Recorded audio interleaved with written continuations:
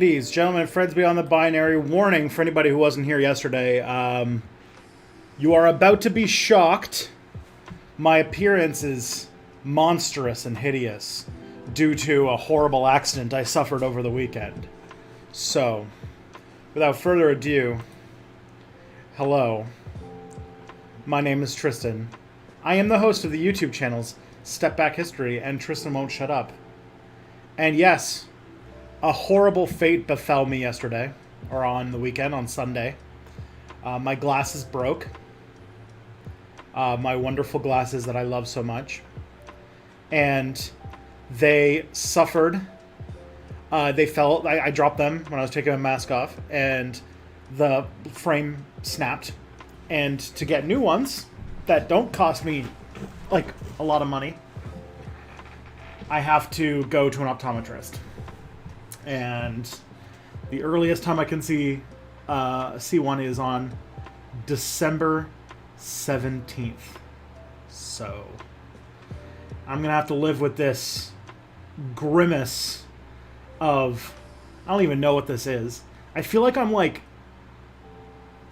feel like I have gotten 10% less intelligent, but I think I'm 10% more intelligent. That's what I think these glasses did to me. I look so much more presumptuous, I guess is the word. And I don't like it. These are my backups. Until I could get a new pair of glasses soon. Hopefully sooner rather than later. I am the host of the YouTube channels Step Back History and Tristan Won't Shut Up. And I stream here on this streaming platform 3 times a week on Mondays, Tuesdays, and Fridays. And this is going to be all Eastern time, by the way. On Mondays, I do a show called The Monday Discourse, in which I hang out with my wonderful co-host, Mia Mulder. And we talk about internet stuff. Tuesday nights, this is the show I do with you right now. It's called Step Back Tonight. It's a show where we talk about stuff. I have some questions. I got a chat. I've got all sorts of stuff to do. And then Fridays, and that runs from 7 till 9, I want to say. The Monday stream goes from 12 till 2. Also from 12 till 2, but on Fridays, I do a stream called... The Reactor, where I react to things. It's very, very good. I go by he, him pronouns, and if you want to see my work, you can go to stepbackhistory.com or tristanwon'tshutup.com. And, yeah, if you're on Amazon Prime, if you have Amazon Prime for the free 2-day delivery or whatever you want, yeah, I can see that my office is a little bit messy. There's a kitty right there. That's Romeo. He's chilling. But there's a box on his bed that he just decided to move the box aside and lie down in like the small little crack, because I moved this box because I was filming yesterday. I was filming the new Step Back video, and so that's right over what's it called? I forgot to put the box back where it was, which yeah. Anyways, if you have Amazon Prime, so you can get lots of boxes in your house too, then please, you get 1 free Twitch Prime subscription per month per Twitch or for what's it called? For Twitch, like once a month you can help a Twitch creator out by giving them a subscription. You get some emotes, but you also help Twitch creators keep their rent paid, or I guess soon in my situation, mortgage paid. And then also, you get, what's it called? If you don't spend that money, or if you don't click that thing, it costs no extra money to you. And if you don't click it, Jeff Bezos just gets to keep your money. So there's the thing. So please, yeah. Hey, Danzy000. Thank you for following. Welcome to the Orc Gang. Yeah, so if you do that, I'd be very grateful for any Twitch creator. But if you choose Step Back, you know, hearts. This house isn't going to buy itself. Hey, thank you for the subscription. Much appreciated. Yeah, you're making this happen. yeah, if you guys want to check my latest videos, the latest video on Step Back is about the white power movement. It's been out for a bit. If you are, what's it called? I feel like a few of you have seen it. It might be one. It's on my list of top 10 most viewed videos of all time now. So, or at least something like it is. Anyway, it's gotten a shit ton of views. So I imagine everyone's seen it. But if you haven't, it's about the white power movement and how the white power movement financed and organized and recruited and things like that in the 80s. My next video on that channel is about the May Day and Food May Day events of 1946 and the attempt at a general strike in Japan, and or the attempted the 2-1 strike in Japan that was planned for February 1st, 1947, and that's all at about just about the left and the revolution from below in Japan. That will be coming out, inshallah, will be coming out on Monday. That's like the official date. That's the latest it will come out. If I have to have it done by tomorrow so I can send it to the sponsors, and once the sponsors get it, then if they approve it sooner, I might be able to release it. Like maybe around Friday or Thursday, depending upon how lucky we get. So that's my next Step Back video. Tristan Won't Shut Up is a bit of a different story. My latest video is on Amazon and Jeff Bezos and how Jeff Bezos shows that planned economy is actually better than a market economy. And hey, thank you for gifting a tier 1 sub. Thank you, Danzy. You're a fucking baller. You're awesome. You are a magical creature that helps me pay bills. Thank you. Yeah, my next video on Tristan Won't Shut Up should be coming out soon-ish. I just finished the sort of script today, so depending upon how editing goes tomorrow for Step Back, I might be filming it tomorrow. But if not, it'll hopefully, if I can film it tomorrow, it'll come out on Thursday. But if I can't, then it'll probably come out on Friday. But, you know, it is what it is. And yes, next things. If you have a question you want to submit to, you know, fuel this stream, then I will give you a link in the chat you can use to submit questions. I will warn you that there's a lot of them right now, so if you want to get your question answered tonight, that isn't going to happen unless it's something that I can answer like in like a sentence, in which case you can post in the chat. But if you want like a serious, well thought out answer to the question, I would submit it to that form and be patient because we're all waiting in line. You're reading The Dispossessed. Does anarchism mean having to live in a dormitory with having no private homes? I don't think so, but I think that they I think that was just Ursula Le Guin thinking about what life might be like if you didn't have, like, since they had a whole philosophy, Odo's philosophy of trying to de-individualize and de-egoize, and so maybe that's just like part of their thing. Is racism bad? Looking for hot takes. Racism is very bad. I do not like racism one bit. You ever thought about doing more collabs with Radical Review or even collaborating with American Johnson or second thought? Radical Reviewer, I mean, he's done some voices for my videos. American Johnson or second thought. American Johnson and I have talked about making videos in the past. He was in a video I did on socialism a while back. Can't remember if I interviewed him for the video. I don't remember if I don't know if any quotes from him got into the video, but he was part of it. As for second thought, I haven't thought about doing anything, but the two of us are aware of each other and fans of each other's work, so might happen. What would be bad about living in dormitories? I don't know. Just like in The Dispossessed, the Anarchist Society and Dispossessed, they like, it's like a world where they have a strict philosophy about anarchism, and so they live in this like very inhospitable planet where they live in dormitories. They don't raise their own kids. The kids are raised communally, and they've like literally changed the language so like they don't use possessives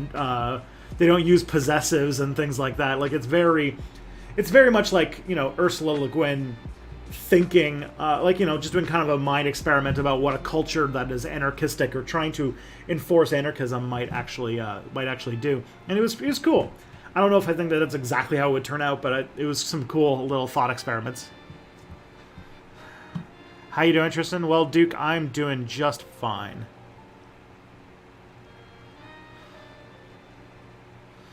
I need to read Ursula. Yeah, you do. Smoke weed and read Ursula. It's a good time. The last thing I want to do before we actually get into like the whole thing is that new people. If you are a new person, because this channel, Step Back, has had quite explosive growth over the last couple weeks. So if you're a person who is brand new to this stream, if it's your first time watching a stream, please make yourself known in the chat. Please say hello. We have got quite a good stream chat community that would be happy to make you feel welcome. So cheers to that. Okay.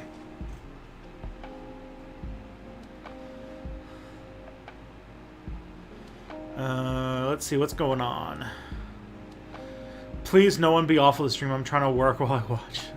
There you go. Come for the history. I stay for Romeo and Phoebe. Well, Romeo's just chilling there in the most, like, weird sleeping position I've seen. Where he's just, like, face planted. A#1 and Michael Woods. Hello. Hello, friends. I'm only 2 chapters in, but I kind of feel like she's caricaturing an anarcho-communist society would be like. Is that unfair? I don't know if she's caricaturing. Because Ursula, like...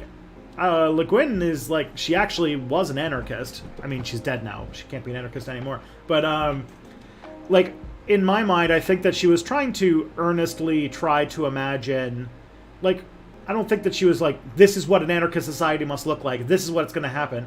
It was just her sort of going through her own thought process on what an anarchist society might look like. Especially because it's, like, on this, like, very inhospitable desert planet and stuff.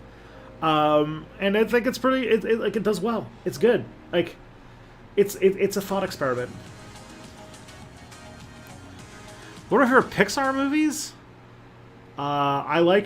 This is going to be a hot take because I know a lot of people have very negative feelings about this movie. I really like Coco. I know. That's a spicy one, but I am a pretty big fan of Coco, because Coco is I like its aesthetic. The movie is about. The movie has it's the Day of the Dead is like one of my favorite holidays, and I love the aesthetic of like Central Mexican folk art and things like that. And so Coco is just so good. You prefer Book of Life? Book of Life was also really good. Book of Life is about 2 Aztec deities that are real, about the father and the mother and father of the afterlife, and then they make a bet over whether they basically there's these two there's a love triangle, and the mother and the father of the underworld are basically betting on who she's gonna pick, and then one of the gods cheats. It's a really good one. I think Guillermo del Toro is involved in that somehow.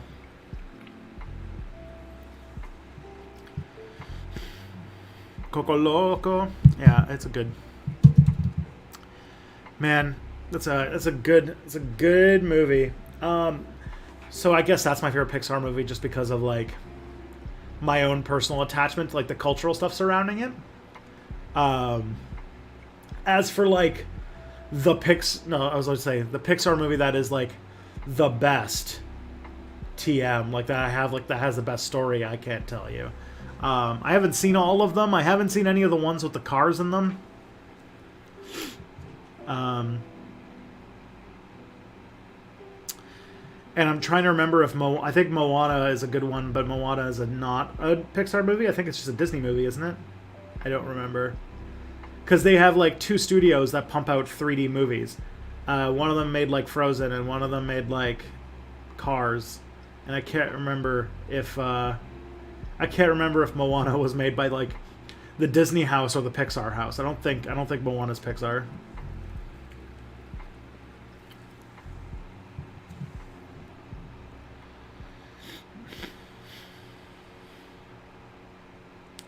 I really like Ian Banks, but people keep telling me that Dispossessed is the best anarchist sci-fi, so maybe I'm not. I'm prepped not to be kind to it.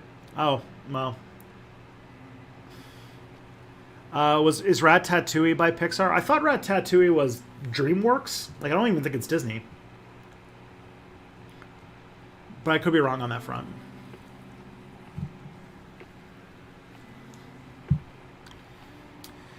But Moana's a solid movie.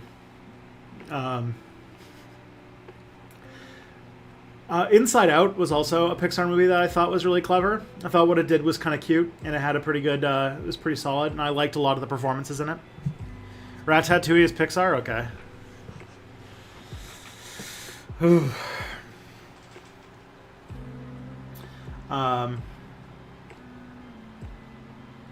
There's a dead guy's body with his feet hanging out behind that cardboard box. No, that's a kitty, and his paws are just hanging out. They're talking about you, Romeo. He's like zonkered out. Phoebe's here too. She's just over there. She's on the there's a table beside my desk that she has a cat bed on, and she's sleeping on it.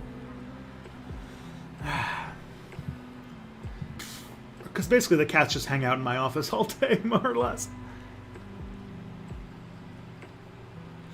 Alrighty, let's see what we got in the old question pile. So first one we got here is a D space. Not how do I feel about McGraw Hill? Is it like the people who make textbooks? I don't know. You never want to dislike a thing because other people tell you it's good. No. Why would I dislike something because somebody says it's good? Unless it was someone I didn't like. Maybe that's a thing. But just always missing you on Twitch because of different time zones. I'm sorry, Catholic Gaming. I do stream during the day. I do stream from noon to 2 on Mondays and Fridays. So if you wanted that, if you could make that, that might be easier for you. Anyways. I don't know how I feel about McGraw-Hill producer. I don't know what to say to that. Have you read any of David Graeber stuff? Yeah, I've read Bullshit Jobs. I haven't read Debt the First 5,000 Years. I'm on a waiting list for it at the library.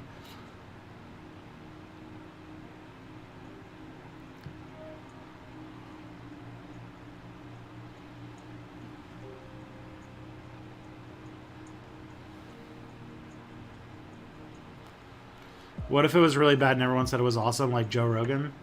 I mean, I'm not saying that people liking something makes me think that it's good. It's just that I don't automatically think it's bad because people say it's good. Joe Rogan is bad because I know who Joe Rogan is and I know the things that he's said. You don't have a contrarian impulse? Sometimes I do. I just, when it comes to Ursula Le Guin, I don't know. I need a funky theme song, stepping back into his story. Oh, that'd be fun.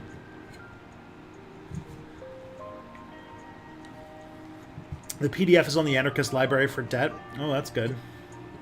I feel like I'm up too late on a school night watching TV and being naughty. Oh, boy. They have waiting lists for digital downloads. They do. Libraries can only have... So, because of copyright law... they can only have they make an artificial scarcity. I don't know if you've seen all the really weird overdrive stuff that they do with libraries, but libraries, in order to have audiobooks and ebooks and movies and stuff like that, they literally will they will give you a fake amount of books so that they have to put you on a waiting list for a thing that can be infinitely copied because we live in hell.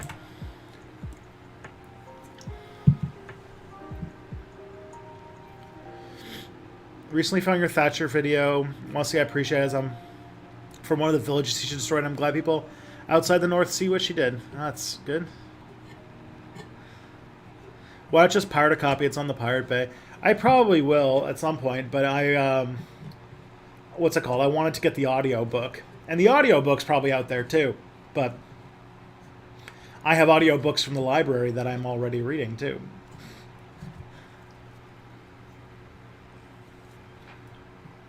I'm currently reading Caliban's War, which is a novel in a series of books called The Expanse. So that's the book I'm reading right now. I don't. It sucks when you're reading the book that sort of like is the TV show is based on, because you're just like reading the TV show for quite a while. But yeah.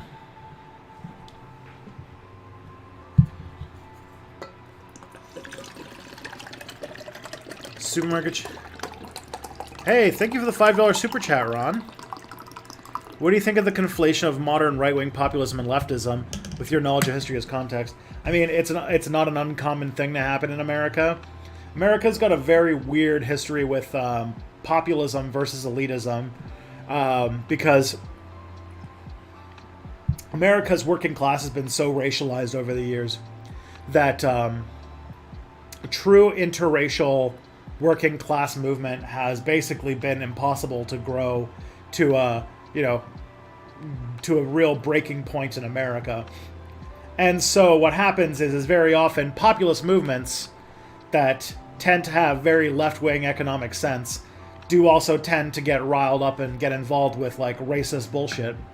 And it makes a lot of like kind of these like grassroots populist movements kind of uncomfortable.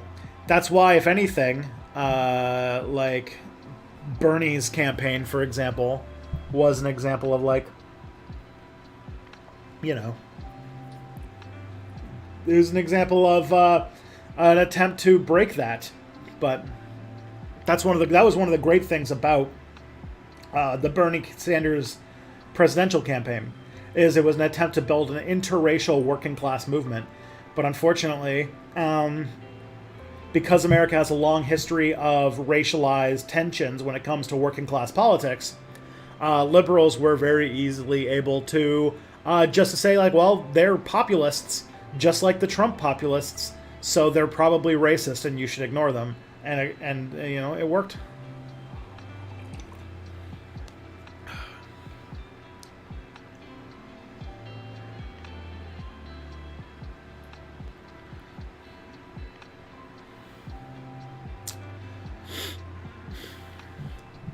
It's a long question. You probably have a quick answer. What was this? Supermarket chain in the UK have this thing where you can go out and buy a trolley full of food, and then they'll take all the food to a food bank. How should I feel about the fact that a company is trying to monetize the fact that a lot of people here think that they should give to food banks because the Tories have gutted social services? I mean, I'm not against giving people like food, but yeah, like it's definitely not a good system. But hey, if you're getting people food, do it up. Man, chat's hopping tonight. Do you think that the New People's Party might have some viability? It really depends on their strategy. I've always said that a third party that stayed out of the fucking presidency until the Electoral College is sort of behind us. If a third party got involved in like, congressional, local, or state governments, or even the Senate, they would stand a much better chance of having a successful long-term strategy. But for some reason in America, the only seat that a lot of people seem to care about is the presidency, and it really sucks to have like a political party that like you have like the Green Party, for example, that keeps trying to run a candidate for president and doesn't like run candidates for like Congress or Senate or things like that, which is where they really should be putting their energy. And so instead, the Green Party just like puts a presidential candidate in front of everyone that nobody votes for, and ends up basically giving votes to the Republicans. So you got to start at the bottom. How long before Canadian Liberals start conflating American People's Party with Bernie's party? Oh, probably. There were American liberals who were complaining about Bernie Sanders based on a CBC article about Bernier, which I think, where like everyone was like, "Oh, these fucking Bernie bros saying racist shit." Of course, and it was like about Maxime Bernier, not about Bernie at all.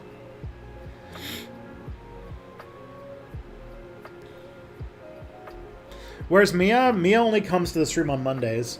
So it's like the middle of the night for her right now. So I don't think she's going to be coming around. So, first question from The Thing. In the last season of DS9, there's a bit where Damar gets annoyed with one of Garrick's elderly relatives for being apathetic about the prospect of overthrowing the Dominion. So yeah, for everyone who doesn't know anything about Star Trek, this is about a show where there's a war, and at the end there's like a revolution where a formerly authoritarian government becomes like kind of like a Vichy France for space Nazis. And then a group of these aliens are now overthrowing the government, and the old lady is like, I'm old. What do I care about which group of authoritarians run the planet? And something makes me think that IRL, is that how people really feel after spending their entire lives under dictatorships?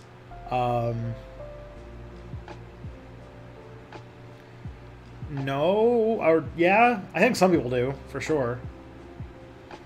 Like, there is sort of a fatalistic thinking about politics if you've lived under authoritarianism for a long time, yeah.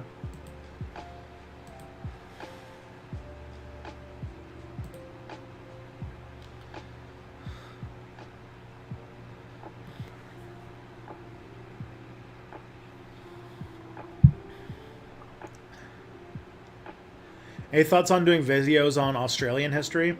If there was a really good Australia video idea that somebody pitched at me, or if I came across, I would totally think about doing it, but I know like nothing about Australia, so nothing's jumping out at me on what to talk about.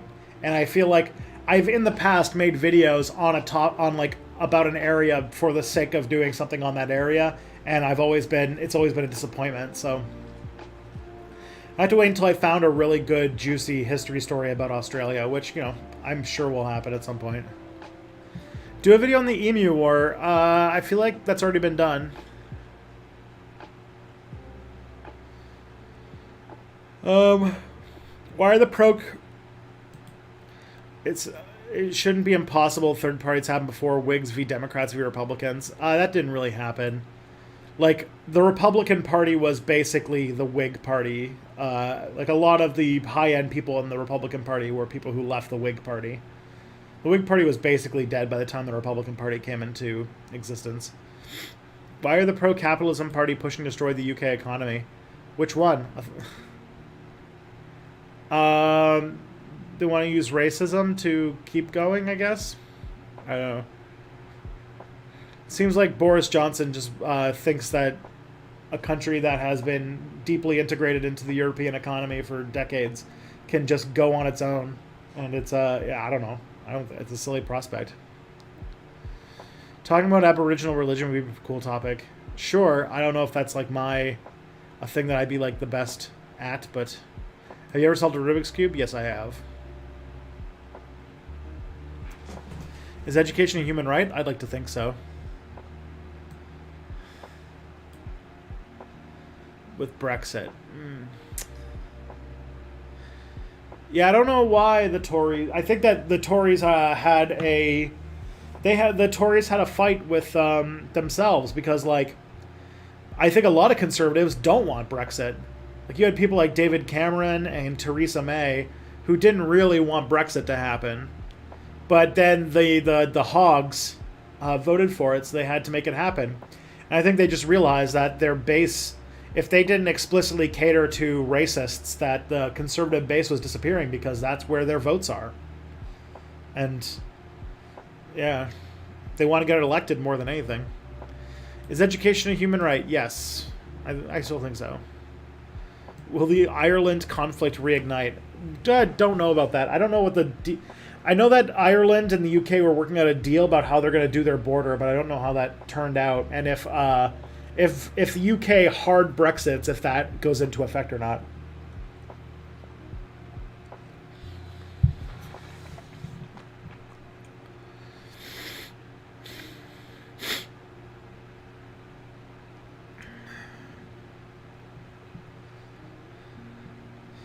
Are Zionist socialists not true socialists?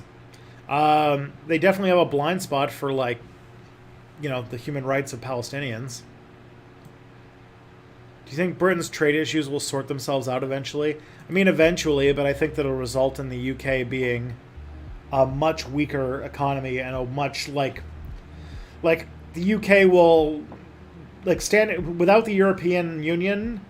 Britain will be a much less stable country, and it'll be even further from being a prominent country. It'll probably it won't even be like a Europe tier country. It'll be like a very it will not. It'll be a much lower tier country. Its economy is going to be a lot smaller. It's not going to be as important in international affairs, that kind of a thing.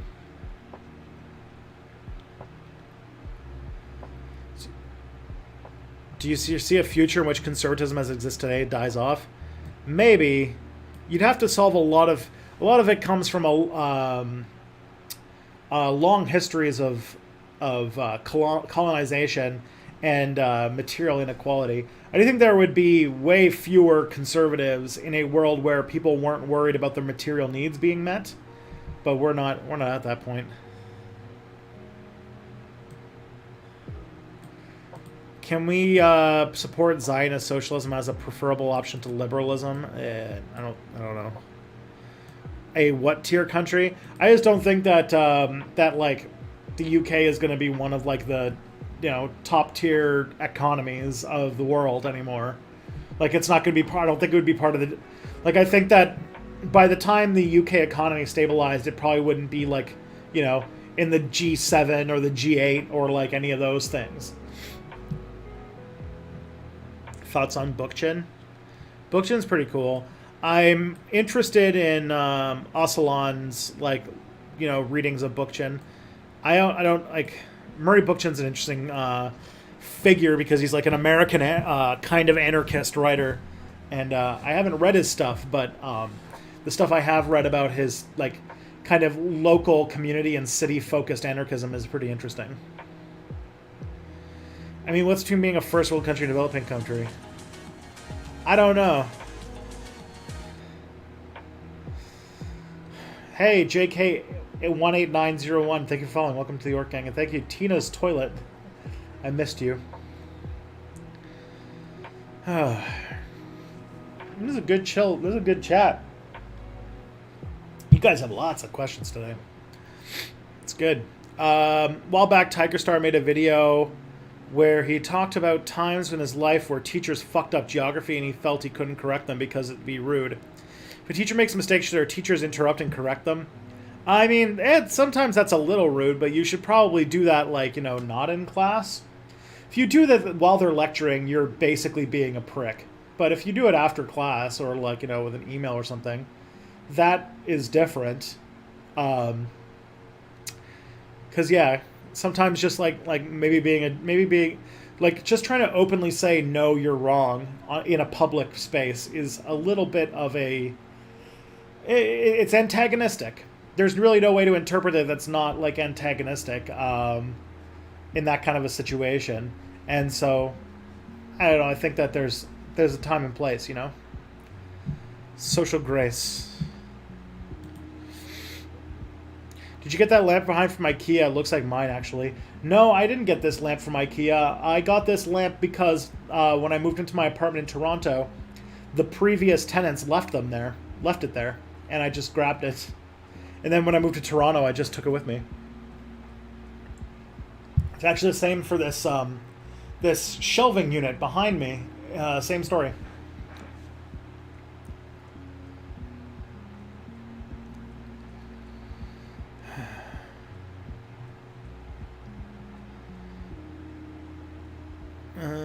Let's see. Does that Andrew Yang basic income ring with you as a way of getting those basic needs met? I don't think so. I think that without a whole lot of services in place, that Andrew Yang's basic income thing is not going to accomplish too much. I don't think that people's needs are going to be met if they still have to pay for health care and they're getting $1,000 a month. Or if they're getting $1,000 a month, which leads to immediately their landlord doing a $1,000 a month increase of their rent. In many ways, it's just going to be a subsidy for landlords, but yeah. You have to do like a real distribution. You have to really like, you have to make sure that the percentage of the money that people have is being redistributed. So like that money needs to be taken from the rich and given to everybody. Say I've been binging your YouTube content, high quality stuff. Thanks for the hard work. Well, thank you, Lord Fortuce. That's awesome. Thank you. Could you do a video on Bob Hawke, the former union guy that became prime minister at 80s in Australia? I mean, if he had a cool story, did he do something cool?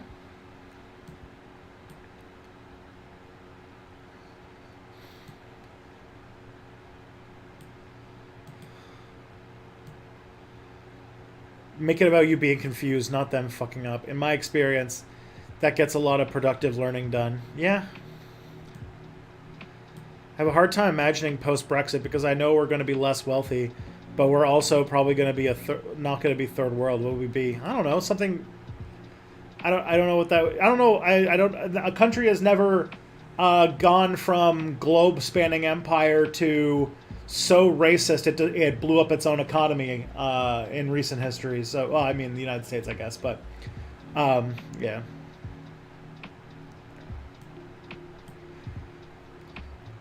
Let's see. Is Biden's election a symbol that Trump-style populism is losing influence? I think Trump's election showed that. I don't think it showed that that style of populism is done for. I think that if anything, the fact that the election was as close as it was showed that if it wasn't for the fact that COVID-19 was so utterly fucked up by Trump, that he would have just sailed to re-election. That Biden wouldn't have had a chance. I think that it shows that. I think that the 2020 election was about COVID and really nothing else. And if the election would have gone another way if it wasn't for COVID.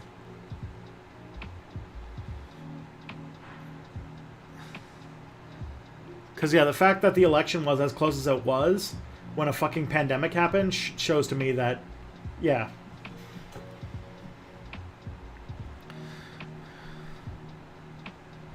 The other thing about UBI that causes a problem is that if you're on basic income, it means that you don't have any power through withholding your labor anymore, which means that like you lose, like, because like voting doesn't really give you much political power.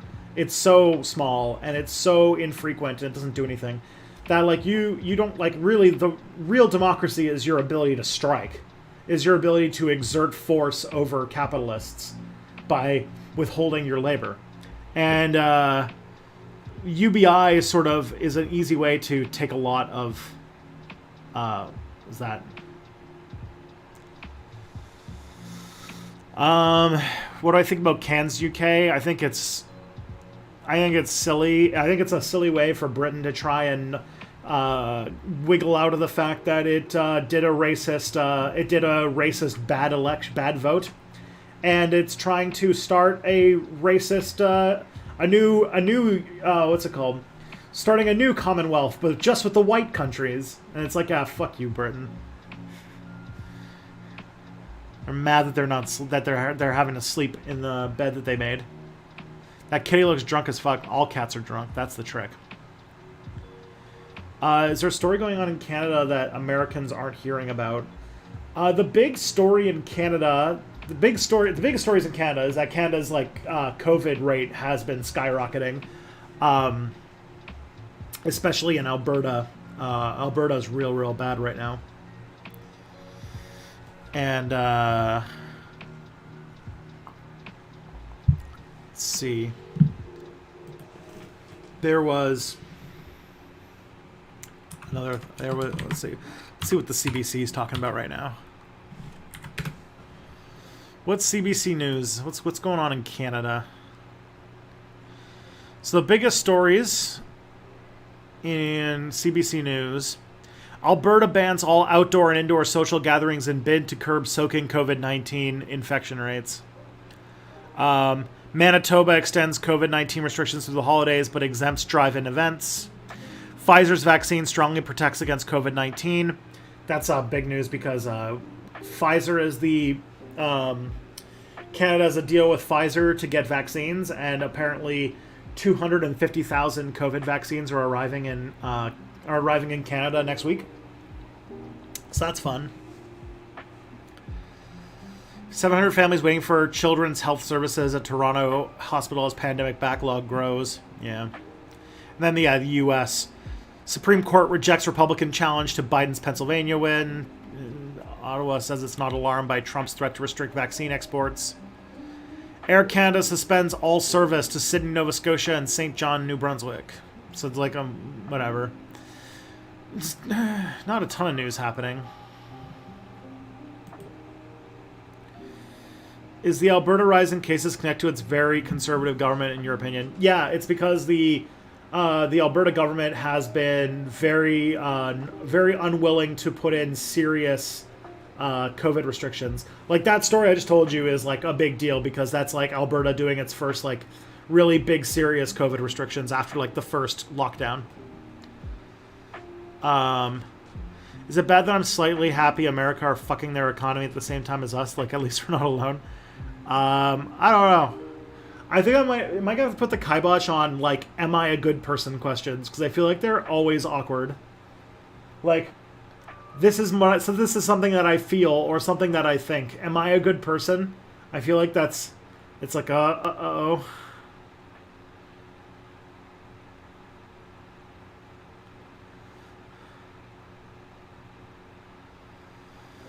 Are there a lot of people in Canada that think COVID is a hoax? In the States, I still meet lots of people who think it's fake.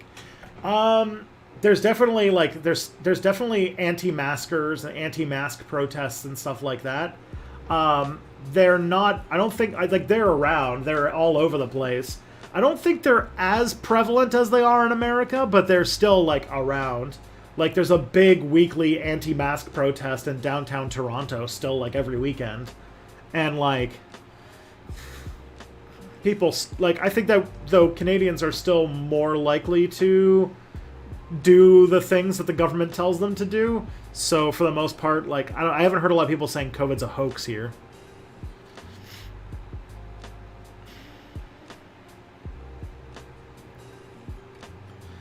Alberta axed 10,000 healthcare sector jobs and are now feeding field hospitals.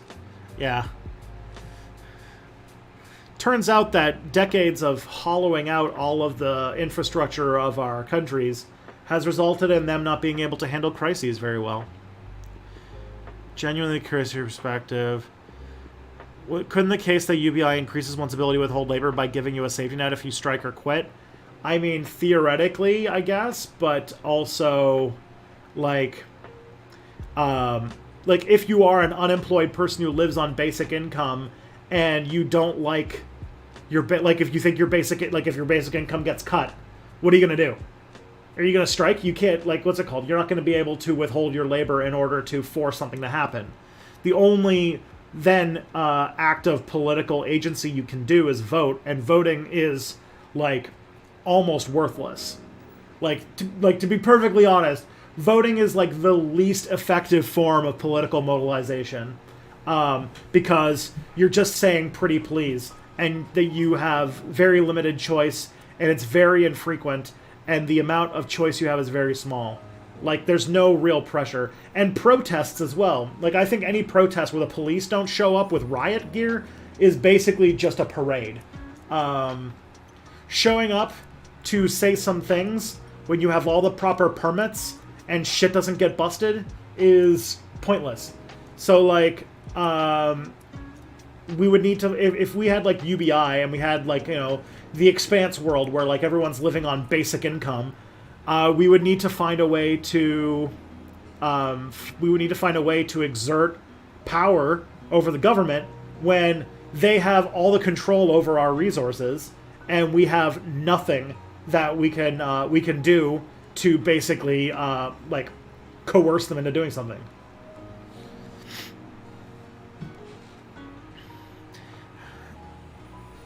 Thanks to the slime for the gift Sunday last week. Yeah, I'll pass that along. Like, if you have a job, your ability, so like maybe there'd be more abilities to like withhold labor for people who do have jobs, but for the growing amount of people who don't have jobs, that would become more of a problem.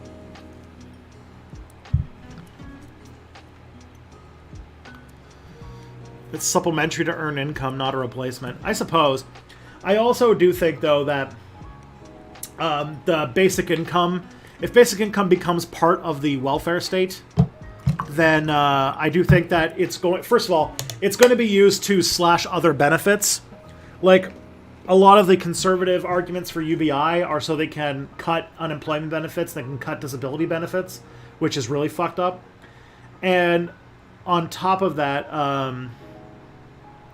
the other thing is that I do think that UBI would, in our current society, UBI would open up the doors for really decreasing worker security and stuff like that. Like, I think that you would see much stronger protection, like having less protections about needing probable cause for being fired, or certain things in place for being laid off and stuff like that. Like, I think companies would be a lot more. Like, I think UBI is trying to set the stage for us moving to an economy where everybody is sort of like an Uber driver. Everyone's doing gigs, which I think is which gets rid of all benefits. It gets rid of a lot of security. It gets rid of stability or anything like that. Did people hate Janeway because she's a woman, or did they just want Bernie Sanders as captain? Oh God. I don't know. We're gonna rewatch Voyager soon, and I'll have that conversation a little bit more, because I haven't seen Voyager in years, and I'll be honest, the vast majority of Star Trek Voyager I have not seen. I haven't watched a whole lot of it. Iran is a theocracy. It's run by imams. It's more complicated than that, Katrina. Iran is what's called an Islamic Republic. It has a branch of government that is a theocratic branch of government, but it's sort of built out of a strange alliance between pro-democracy groups and Islamic theologians, or Shia theologians. And when they overthrew the Shah, they made these two groups sort of two branches of government. And it results in having a leader, but then also having the Ayatollah, and the Ayatollah having a lot of political power. It's a weird fusion, but to say it's a straight theocracy is a little. It's not. It's a little too much. Definitely the clergy class in Iran has more political power than I would be happy with, but it's to call it a theocracy is a little much.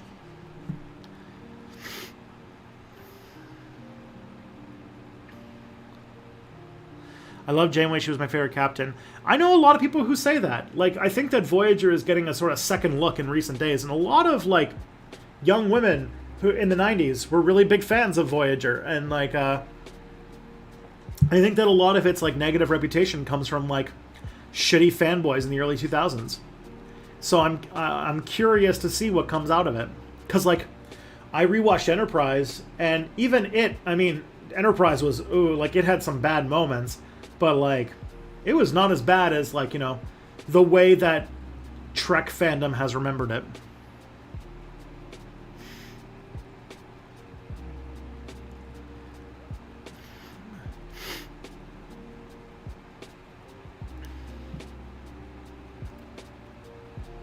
Local imams have a great deal of power. They do. Yeah, definitely not something that I would like. Is it more theater than an actual system of government? I can't get deep into who really pulls the strings in Iran.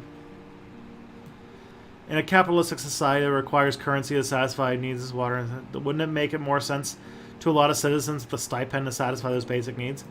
Maybe.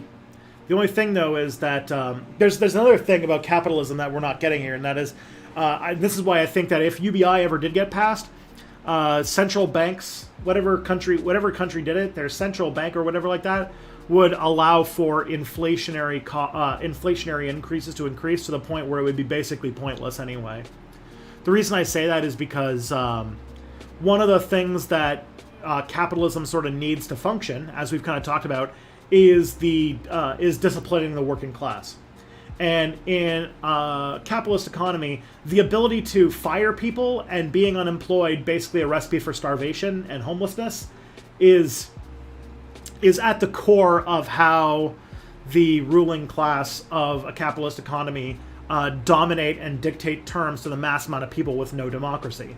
So if they were to in any way blunt the sting of being fired, I have a feeling that they would want to get rid of that right away, because the threat of starvation is sort of the thing that keeps them in power. Is there any point in taking part in a protest that has a permit? If the powers that are willing to permit it doesn't imply it's inherently threatening to them. I think that it doesn't do as much as people think it does. I mean, I would say that it does bring people together where they meet each other and that kind of a thing. It's like and also if a lot of people turn out, it brings up a sort of, gives you a sort of idea of how many people support something in a way that, like, polls and stuff like that can't really show. But like, I think that it doesn't. You're not going to get meaningful change from just like a big protest, like a big playing by the rules protest alone. Because if it was threatening enough to the state, they would call it a riot anyway, and they would suppress it.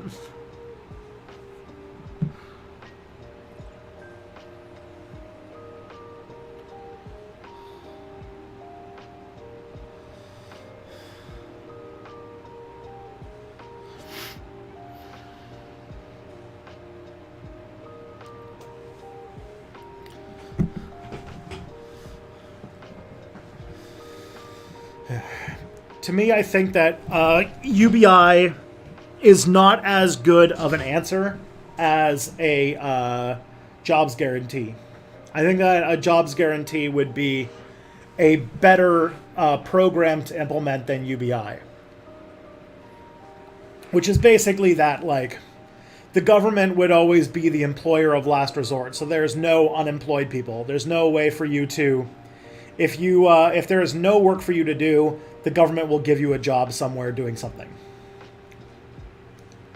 Whether that's like, yeah, and I feel like that is a stronger program than like a UBI program.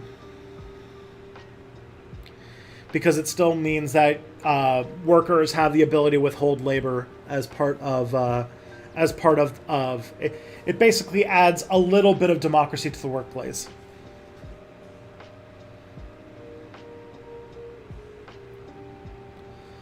Do people in the working class really think like that, or do they have rationales for why they support poor people suffering, not be evil? I don't know, because like there's meetings of like the Federal Reserve where they talk a lot about how they're manipulating interest rates in order to weaken unions and things like that. Like in 1980, the head of the Federal Reserve, I can't remember his name right now, but there's like leaked stuff about his meetings and things like that where he intentionally raised interest rates really, really high.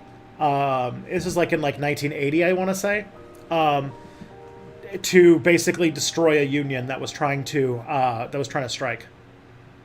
So those kinds of things.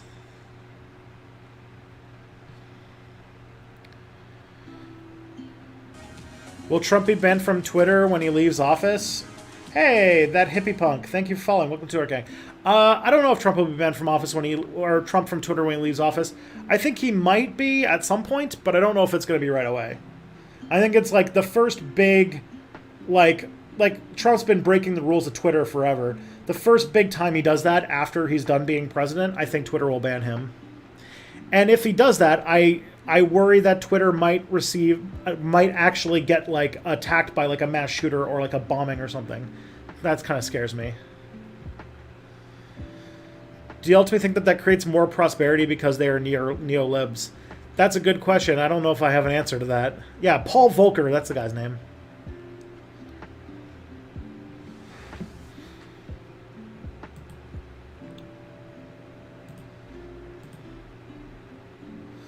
It's weird that one of the most important roles in the American government is a completely, like, America's a country where they elect the fucking mosquito control officer and the coroner, but you don't elect the leader of the Federal Reserve, which is arguably one of the most important positions in the American government. Because it's not even the government, right? It's like some weird quasi-government thing. But like the chair of the Federal Reserve basically is the dictator of the American economy. They're not elected. It's so fucked up.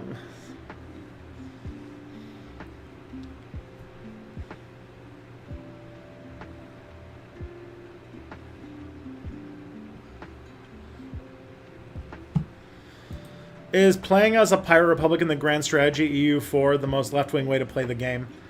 I didn't even know they had pirate republics in that game. I don't know what's going on in EU4 anymore. I haven't played that game in years. Sounds fun, though. I like pirates. Let's see. What's something you heard growing up that you didn't realize was bigoted until later? I remember people in school telling me the Quebecois schools taught Montreal was the capital of Canada, and thinking back on that, that was clearly francophone bigotry. Ooh, there's got to be some good. I will say this. Hopefully, she's not in the chat right now. But my mom grew up in Saskatchewan, and sometimes passed on some racially problematic ideas about Indigenous people and what Indigenous people do, because she grew up in like the middle of nowhere in fucking Saskatchewan in the 1950s and 60s and 70s.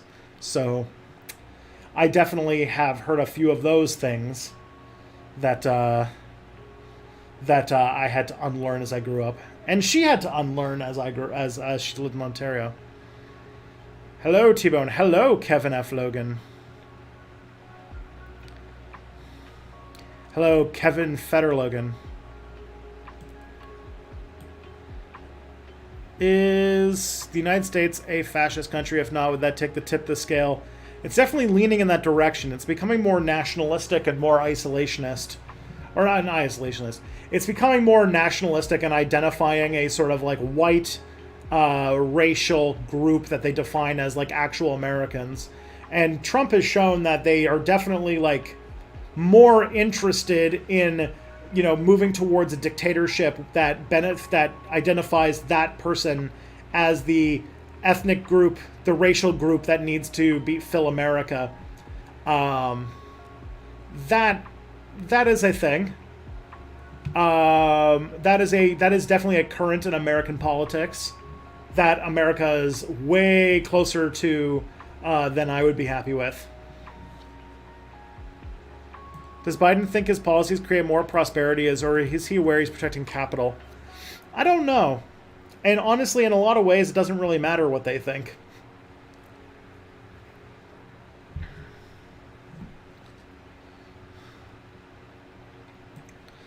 My grandpa used to tell racist jokes about Polish people. It was super weird to me remembering. Is Polish racism actually a thing that I learned about World War II? Oof. Yeah, that's a thing. So this is a question for... Oh, I just realized that this question was for Mia. So I'll save that one for Mia.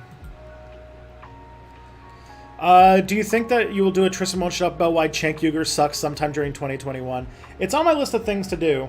Right now, Tristan Won't Shut Up has had its programming like really, really sidelined, or really, really like shaped by the fact that I made that video about Walmart that exploded.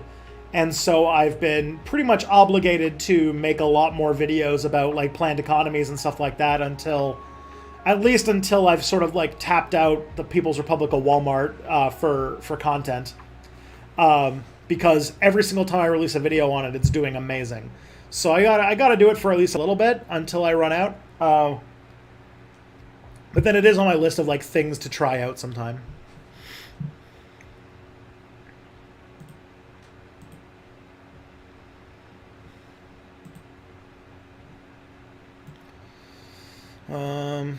The liberal podcaster did a Q&A, and I asked him what he thinks would happen to the Democrats' response to what people want if there were no viable opposition party. He said, we don't need an opposition party for us to primary shitty Democrats and replace them with people like AOC.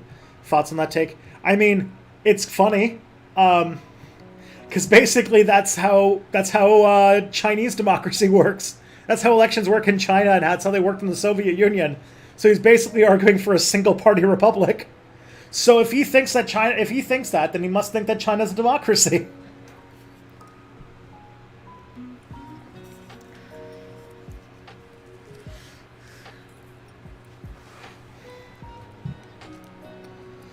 Is there a system of government that relies entirely on the success of large corporations and businesses rather than a centralized government?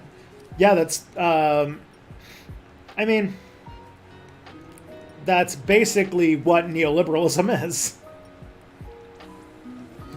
Do Tristan Won't Shut Up videos get demonetized? They do not. They actually, or they do. We're dealing with double negatives here. They do get monetized. They do get ads, and some Step Back videos do too. I'm hoping that the next Step Back video will get ads, or will not get demonetized. Recently exposed to your channel, loving it. This is the first time on one of your streams. Nice crowd so far. Yeah, it's intense. Thank you, my own Genesis, for joining in. Though I'm not sure which semester I'm going to go back to school to finish a bachelor's in history. Any history studies based advice as a PhD dropout. Love the channel, Crab. Thank you from Hello Kitty Bebop. Thank you for the $5 super chat. All right, Duke. My opinion as a history undergrad. If you want to take some history, if you want to do a bachelor's in history, get used to writing a lot. History undergrads write a lot. You're going to end up reading a lot. So the art of learning how to read for information rather than reading something word by word, line by line. There's a whole process for like how to take an entire book and read it for its main points so that you can walk away with what it was trying to say rather than just like slowly reading every single page. So it's stuff like reading the introduction and conclusion of every chapter or of every section, looking at headers and trying to find the the thesis statements of different areas, and then only like really delving into the weeds of a chapter if there's like examples and stuff that you really need or something that you need explained to you. Things like section headers and diagrams and like anything like that is useful for kind of trying to piece together what's going on in a text without actually reading the entire text. There's a really great book that you should check out called Duke. It's called How to Talk About Books You Haven't Read. Great read, highly recommended, very short book, but it'll give you a lot to, especially in those like upper, like those third, fourth year history level courses where you're going to have to do a lot of reading and you're going to have to talk about what you read a lot. How to Talk About Books You Haven't Read, even if you've read the book, is still a pretty important, pretty good read.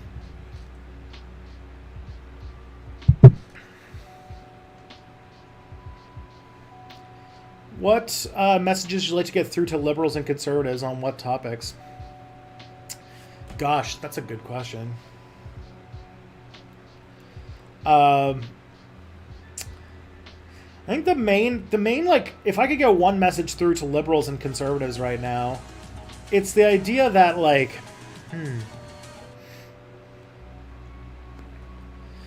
I mean it's a lot about like the exploitation of your surplus value, which is like the most like like Marxist garbage like words ever. It's like inaccessible and weird, but like to realize that like you do. Like, with the amount of work you do, you should be making a lot more money than you are, but your boss is skimming it off the top for you. Hey, thank you, A Song of Dice and Ire, and Kenny Kensier, and Egregius. Thank you all for following. Much appreciated.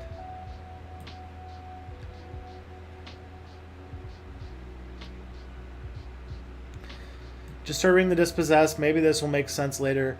But seems like the people on Anaris don't like outsiders coming to their world and don't want to let people leave. Isn't trying to restrict movement extremely un-anarchist?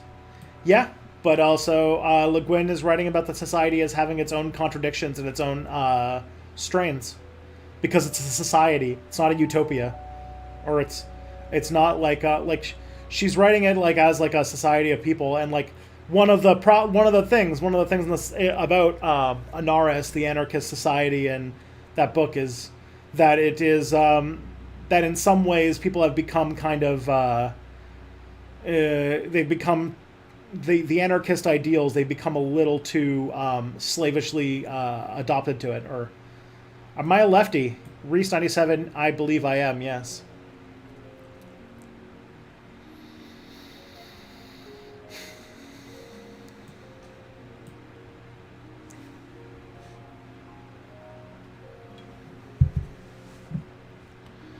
Have you picked up Tasha's yet, and what interests you the most? I have picked up Tasha's, but there's two things. One, I'm very behind on reading D&D books, so I have to read. I still haven't read the what's the last D&D book I bought? I think it was the Guildmaster, the Wildmount book. Still haven't read that, and I got some books that my friends got me like last year, so I'm like really behind on reading D&D books right now. But also, Kelly, my wife, is playing a character that has a subclass from Tasha's. So she's borrowed the book, and so she has it in her office. So I haven't like been able to look at it. What's egoizing? Egoizing was like egoizing is a term from the that Ursula Le Guin invented in the book. Hey, Clef Thomas 88, thank you for following. Egoizing is like a thing in the anarchist society and the dispossessed where they're like, it's like when you try to act like you possess things. Like egoizing is when you like one thing that they do is they don't say possessive words. That's egoizing. If you say this is my cup, that's egoizing. You're supposed to say this is the cup that I use, because the idea is that through language they're sort of erasing the idea that you can possess things.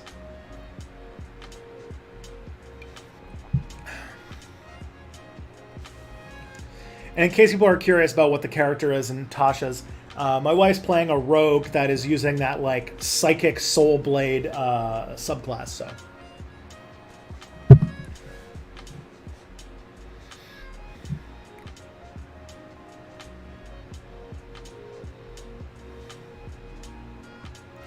this one's also from Mia, so I'll save that too. That's Mia. All right, here we go. Lucius says the bat suit was never mass-produced because the military didn't think a soldier's life was worth $300,000. I get that generally, but wouldn't there be like a special ops missions where it'd be worth that much? Like, suppose you were sending someone to assassinate the leader of a terrorist organization or a rogue nation. Wouldn't you say the money would make them practically invisible and bulletproof? Yeah, probably.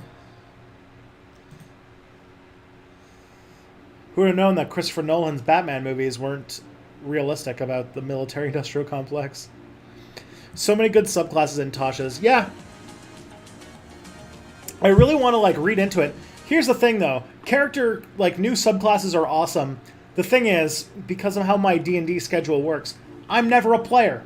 I never get to play D&D. And the one campaign that I have played in that I am a player, my character is level 19.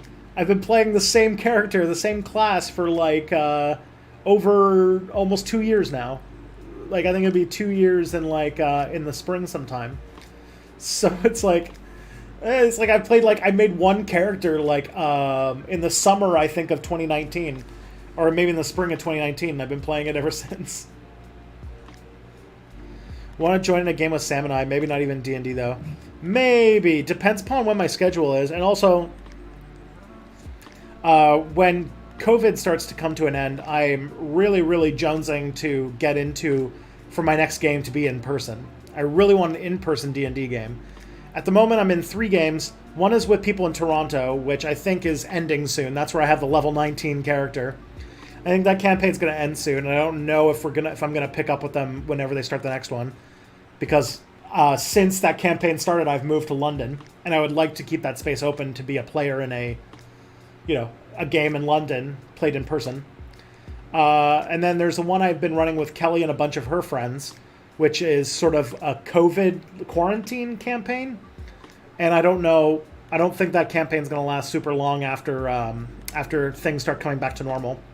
And then there's the one that my mainstay that I've been playing that I've been running since 2018. And that one is even kind of coming to near the end too, so we'll see what happens, but I'd really love for my D&D games to be in person. And right now, all of my games have people who are not in London, and I would.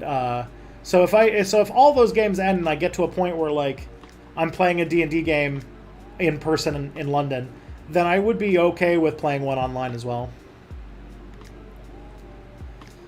Because yeah, you're either going to be in the GTA or in New Brunswick, so I don't think I'll be able to make it to your place for the game. Why do they accuse Shevik of egoizing when he independently comes up with Zeno's paradox and wants to explain it to other kids? I don't remember. It's been a bit. It's been. It hasn't been. It's been a few months since I've read The Dispossessed. But also, this is like, I don't know if I want to do book club right now. If I remember correctly, it's about him trying to push his own physics career without like thinking about the collective good or something like that. Like it's like he's doing it because he wants to advance his own pet theory instead of like doing what's good for the community or something like that. I think it's something in that thing.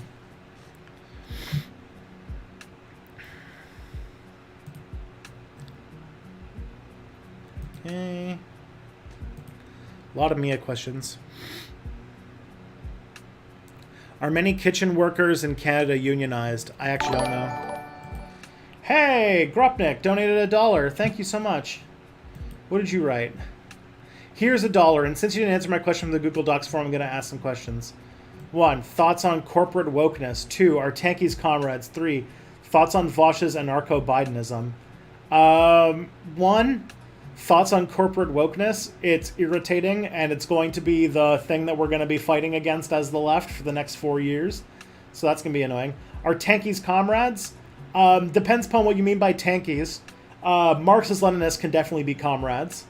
But people who are like, making apologies for Stalin and stuff like that, maybe less so. Thoughts on Vosh's anarcho-Bidenism? The less said about Vosh, the better. I don't particularly give a shit about his weird ideology. I'm not a really big fan of Vosh's positions or personality or things that he says on his streams. And so, but I also don't want to start shit. So I'm just going to say that I want to pass on the idea of talking about him.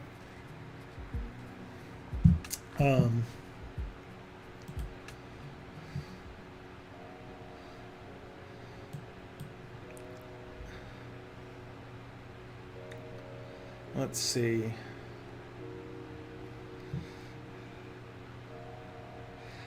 These people aren't asking you trans stuff, yeah.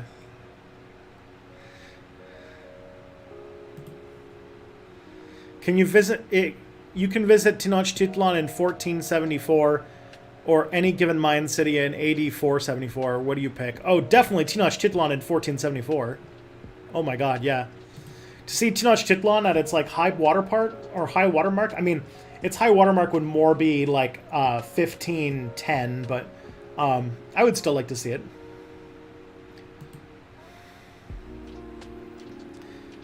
Do you think Joe Biden will beat William Henry Harrison's record? Oh boy. If you mean Harrison that's the president who died 30 days into office, I think that Biden might make it a little further.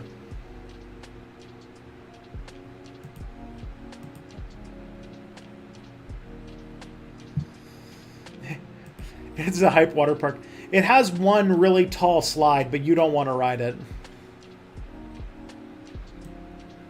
Find the term neoliberalism being used in situations where it doesn't apply. Can you explain to the audience what neoliberalism means so we can get on the same page? Yeah, it's ideology that developed... So, all right. Neoliberalism is sort of born out of the Chicago School of Economics, which was a really big deal in the 1960s. Essentially, it was a response to the New Deal, which was, the big Keynesian economic, that there was this prevailing economic idea in like the mid-century that the government should play a big role in managing the economy. And a bunch of laissez-faire economists, excuse me, sir, your cat is spilling onto the floor. I know. He's too big for the cat bed is the thing. So a bunch of these mid-century economists started thinking that, like, well, no, this is not the way things should be. We should, like, basically they thought that the Victorian era, what's called classical economics, or classical economics, which is basically where there was no regulation on the economy, was the best way to run things, which is the idea that the government does very little. The government doesn't intervene in the economy because then there's no regulations, people can make infinite money, and there's no workers' rights, there's no environmental protections, there's no safety regulations, like those kinds of things. So they spent the 1960s and 70s sort of like funding different like think tanks and publications and pushing for people to run into politics, like Ronald Reagan and stuff like that, to sort of get their ideas out there. And the idea is basically for the government to intervene as little in the economy as possible, for strict austerity measures. That governments should be small and they should be focused entirely on managing an economy and doing very little. Like it's against spending on like a welfare state. It's neoliberalism is essentially the ideology of tearing down all of the stuff that was built after World War II and going back to more the way that politics or way that the economy was managed before the Depression. Now, more modern neoliberals will say as well, a more modern neoliberal will say that the market is the best way to allocate resources. It's the best way to figure things out. It's an optimization machine that is the best way of doing everything. So instead of the government doing programs to get things done, what the government should do is try to nudge things in small ways in order to make the economic incentives of capitalism go towards specific things. Like cap and trade as a way to use the market to solve climate change, that kind of stuff. And it doesn't work because the market is an extremely inefficient and bad way of managing an economy. Are you treating your new house like a place to live or an investment? Because if it's the former, it's bad. The answer to that is yes. Like I'm going to live in it. I'm going to live in the house. And we bought the house at this moment because it is because in London, houses prices are going up like really, really fast. So we're going to live in it for at least probably like 5 years or so. And and that is a way for us to, generate a bit of money so that we can maybe use it to buy a bigger house or to use as savings in the very rare chance that we retire or something. But it is, it's a better investment right now than our previous investments, which were in index funds and shit like that.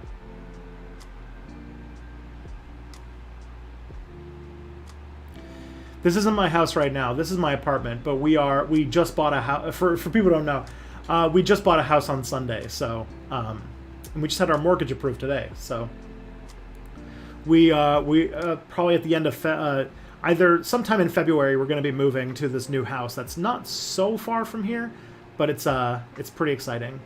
We're pretty excited for the house. Can you say why you know that markets are not efficient? Because every time capitalist markets exist,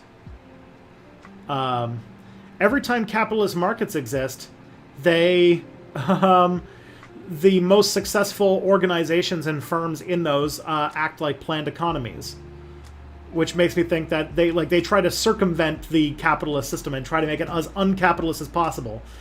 Like the most successful way of investing in the stock market is the least competitive way of doing it. The best way to make a corporation in a capitalism is to make a monopoly and to just go through that. Like it's sort of that.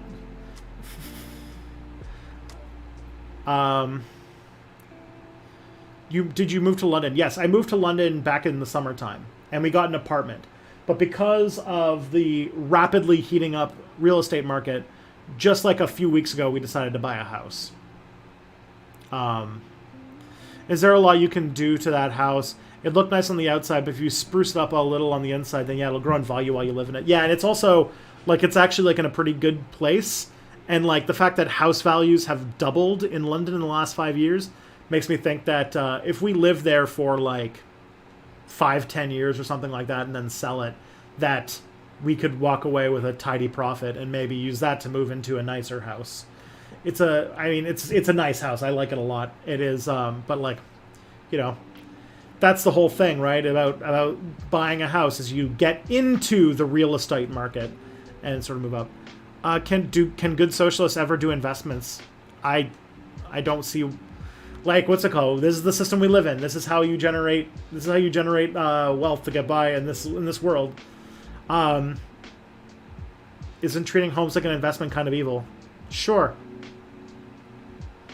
But also, like, is there like what, like, I guess, like, there's different ways you could look at it. Do I buy a, like buying a house is an investment, yes, but like, in order to get the actual money from it, you have to sell the house. I don't know. This is feeling a very much like, oh, you hate capitalism, yet you post on your iPhone. Interesting type argument.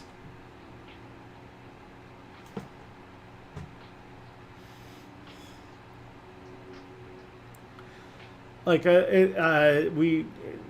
trying to give myself, like, it's me. All these investments are not. I'm not trying to, like, become like a mogul. Like, I'm not becoming a landlord or anything like that. The only thing that we're doing this for is so that we can give ourselves more of a sense of financial security. Because, you know, if you want to be a person and you have the means to do so, then what's the reason of not trying to get yourself some sort of financial security? Especially if, like, for example, like, we're trying to adopt kids, or at least one, that, like, you know, having financial security is, like, super important to me. It's like, there's, like, that kind of stuff.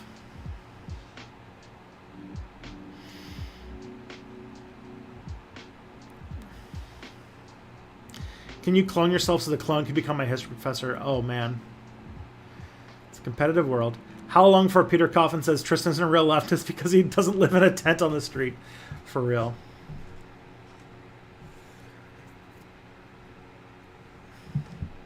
You know, we bought a house and it's nice. I'm happy to finally have, Tristan's going to be in a narco dad. I mean, we're still quite far away from that. We're, like, beginning the process of trying to do stuff. I don't know how, like, what's it called? I don't know how much of my personal life I want to give away here, but, like, we're in the process of trying to become foster parents. And so, like, that's, like, a whole thing.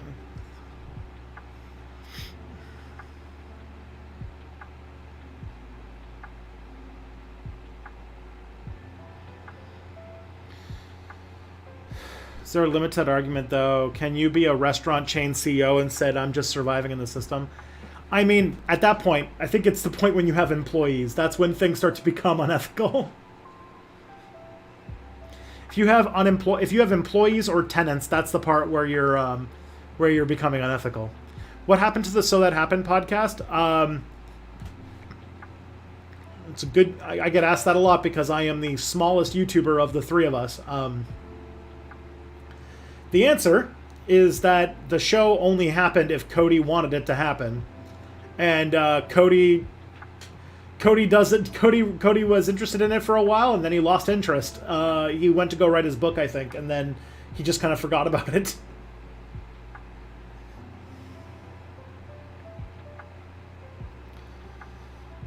Why have kids when you can have more cats? I might be getting a dog when we move. That's one of the things I'm kind of keeping my eye out for. Why don't you want to have bio kids? No particular, like, the thing is, like, we probably only have the resources to have, like, one kid, and, like, one of the things I always wanted to do growing up is to give, like, a kid in a hard situation a place to call home and to have a happy childhood. That's it. So if I'm gonna have only enough, you know, I'm not gonna have if I'm only gonna have the resources to have one kid, I'd rather, you know, help some kid who's had a rough life have a place that's stable and happy.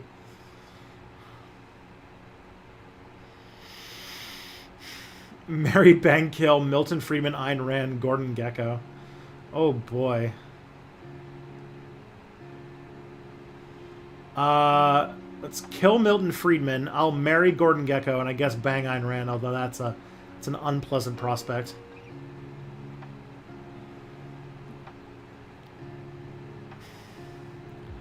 Remember the day I proposed a hypothetical scenario where AOC becomes president?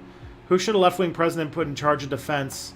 Military or agencies like the CIA or FBI? I was just watching Ben Burch's live stream, and one of his guests pointed out that all the people who have the experience of those jobs almost definitely ideologically oppose someone like Bernie or AOC. That's a very good question. I don't know what the answer is to that. I would hope that we could put somebody in charge of like the FBI or the CIA in the same way that like Trump put somebody in charge of the EPA. Like, I would love to get like some like hardcore peace activist, like put Julian Assange in charge of the CIA, for example. That'd be perfect.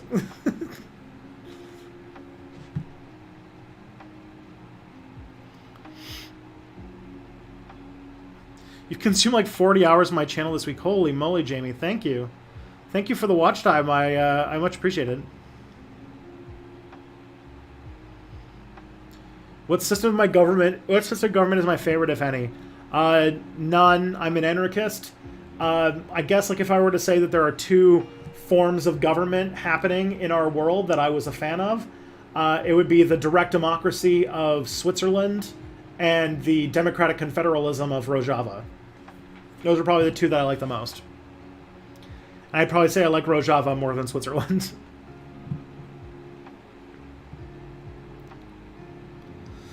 How different would Canadian politics be if we were like Bolivia, where most of the population is of indigenous descent? Oh, I think very different.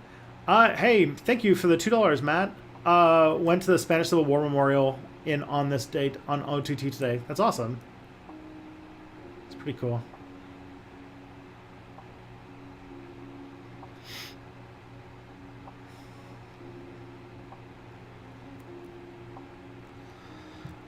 Canadian politics would be very different if we had, if we were like a country that had a like large mestizo population, for example.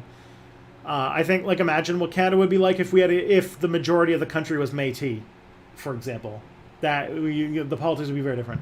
And yeah, I think that an indigenous-led social democratic movement would probably be more likely to happen. Switzerland is ultra-capitalist, though. Yeah, but like, and they have the Nazi gold shit, true. But their government is run almost by like run by referendum. Like people individually, like I don't like any government, but if you're gonna have a government, then like why don't you have everybody individually have a say in how they want things to be run? Like you don't have, like I feel like you have a lot more say. There's actual democracy happening in Switzerland where a lot of countries don't. Rojava is definitely the better example, though.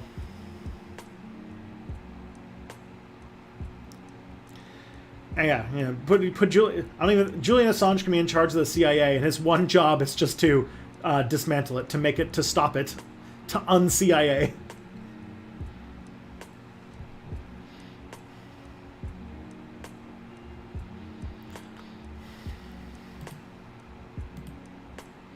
It would be the CIA ain't. Come on.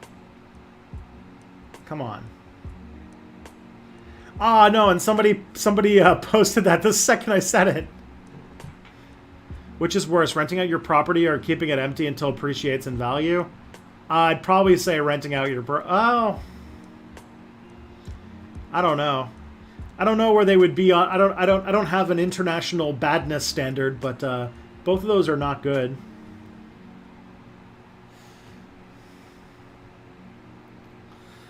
How do you think we would react to an undiscovered culture today, like a new world? That would be an ideal way to handle it. I mean, we have, so there's some ways you could answer that, Michael.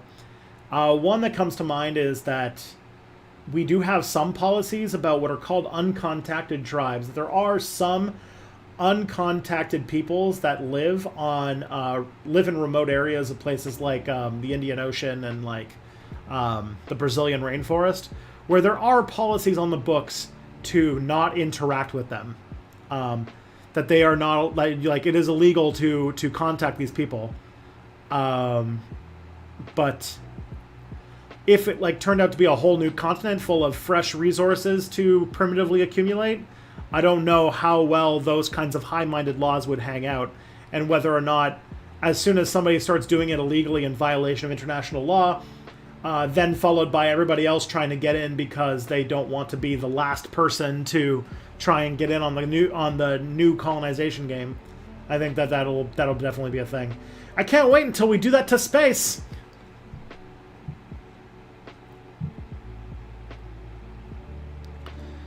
Controlled burns is a mean of... Oh, I don't know what this is. So many Mia questions.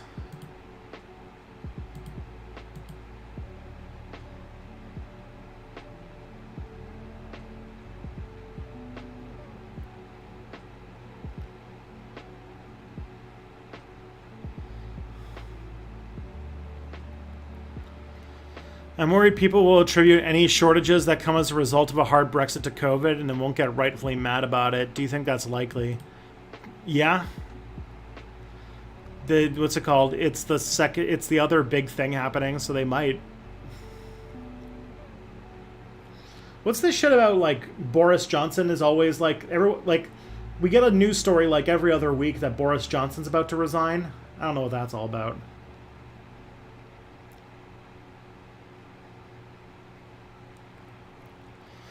The Romans kept their army mobilized all the time, and eventually it got to the point where they kept overthrowing the government every few years. Can you have a standing army and not run into that problem eventually? I mean, yeah, you've got the U.S. has had most countries now have a professional standing army, and we only occasionally have military coups. How bad will Biden's austerity cabinet be if they're able to continue neoliberal? And have you heard of the book Visions of World Community by Jens Bartelsen? I have not heard of the book. Every time I hear about Biden's cabinet picks, it gets worse. I am, like, what's it called? I haven't been thinking too much about, like, American politics in the last, like... I've been basically taking a bit of a mental break since the election because I've been busy, like, getting this house and making more YouTube videos and stuff like that. But, man, everything I hear, 2021's gonna fucking suck. Don't we need to ask uncontacted tribes if they want to have contact with us? I don't exactly know what the policy is right now. That cat looks like they're trapped under the box. No, that box is empty. He's fine. He's just napping.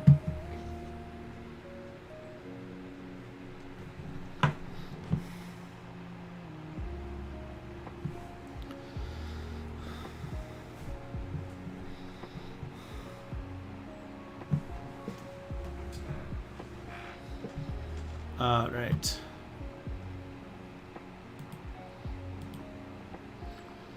To what extent are pets a way of helping us cope with capitalist alienation? I don't know. I feel like we've had pets a lot longer than we've had capitalism.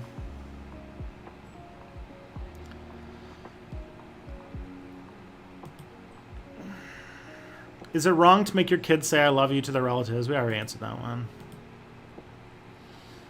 At the start of the Mars trilogy, it's mentioned that some Muslim... We already answered that one.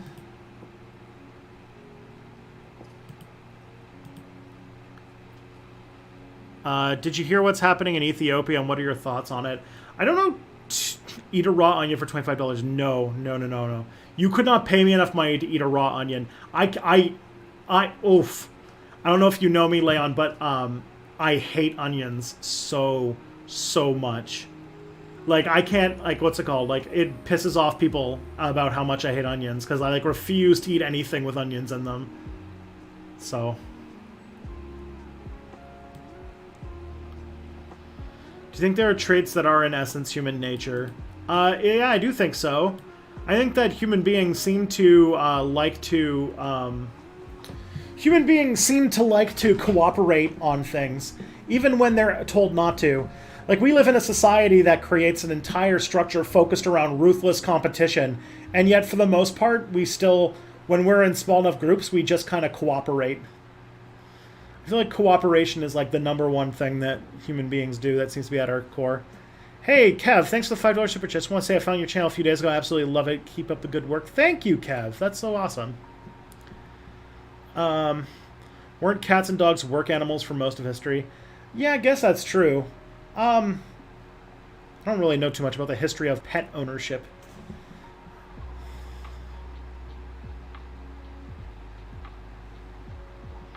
Phoebe's giving me a look now, too. When I asked you about turning World War into a TV series, you said it has too many POV characters. Wouldn't that be less of an issue in a TV show? How many POV characters did Game of Thrones have? Yeah, I guess. It's just also the book is bad, and the story's not good, and it's way too nice to fascists.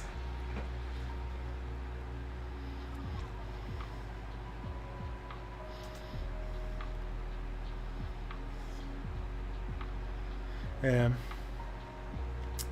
So, Ethiopia. The only thing I know about Ethiopia is that it's sort of on the verge of a civil war. I don't exactly know what's going on with that, but I know that one of the people involved has a Nobel Peace Prize, which is, the constant irony of Nobel Peace Prizes. Just like how Aung San Suu Kyi in fucking Myanmar did a genocide of the Rohingya people not too long ago. What book is nice to fascists? World War. It's an alternate history novel where aliens show up during World War II, and the Nazis and the communists and Winston Churchill, and they all have to get along and put down their petty differences to fight against the common threat of reptiles from space.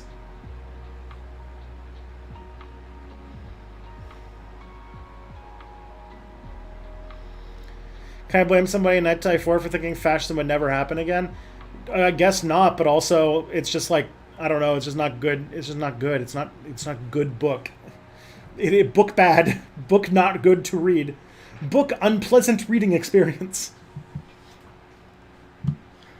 I knew that that book was an unpleasant reading experience because I was like 120 pages into it, and they hadn't even gotten past the first introductory chapter for all the POV characters. Yeah, bookant. Like, if you're 120 pages into, I think, like a 500-page book and the plot hasn't started yet...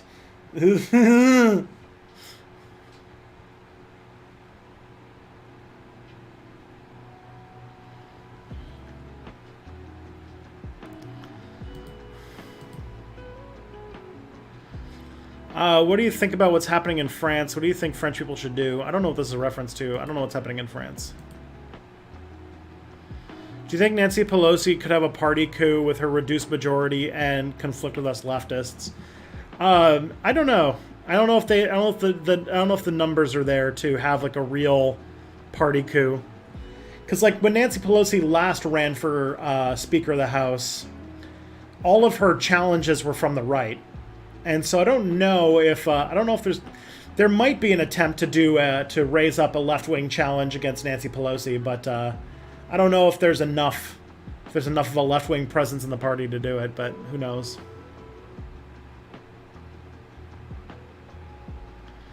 I just started the Moors account. Heard of it? I've heard great things about it. Okay, I don't know. I haven't heard of it. What would you do if you adopted a kid that turned out to be really difficult? Would you ever send them back? I hope not. It's a really tough question. I don't think anybody has an answer for that.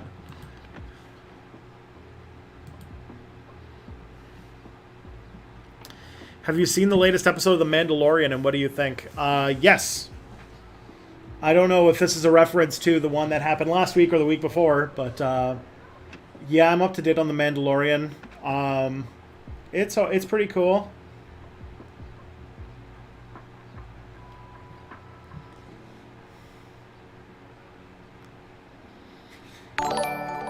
Hey, Gropnik, thank you for the...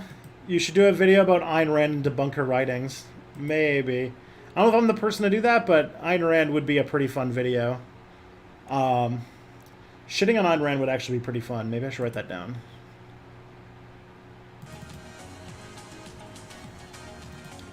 And thank you, Dre W. Thank you for following.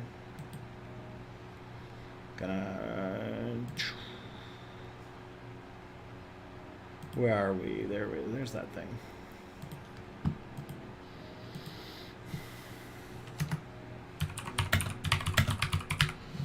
Okay. Didn't Curios do a video about Zack Snyder that touched on Rand? I don't know. I don't think I watch Curio that much. Are there valid reasons to publicly debate fascists? I don't think so. If we get a member of the squad as a couch, that would be base. Yeah. Romeo's now fully spilled onto the floor. Has he? Oh, yeah. He's like, he has given up on the cat bed.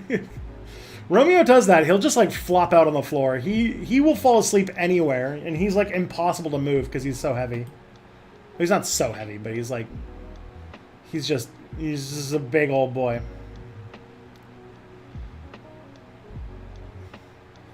What if the government what if the government mandated you have to try adopting a kid for at least a year before a biological child? First of all, that'd be bad for like the kid. Like, kids need permanency, and like you're gonna be like, no, you're just gonna be this rotating kid who goes to prospective parents for a year to see if they're good enough at it. And also, that sounds like ridiculously authoritarian. Why do you think people are so willing to give a pass to corporations after clear evidence of wrongdoing? Unilever, Ubisoft. It's because they don't get a lot of attention. People don't get reminded. Ubisoft, they're just reminded that new game. They don't get reminded about. They don't get reminded about, like, you know, the sexual assault allegations or sexual harassment allegations. It's so weird that every time I hear Romeo's name, I think of the Canadian UN peacekeeper guy. I'm sure it's fine. Is it better to kick or punch a fascist? Really depends upon, you know, where they are, and, you know, whether or not, you know, whether you're an upper body strength or a lower body strength type person, you know.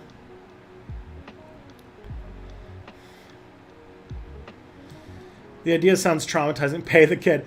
No, the thing is that, like, kids, like, it could be very traumatic for a kid to not have, like, a kind of, like, permanent place they can call home. The regular moving and stuff like that is what fucks up foster kids quite a bit. So,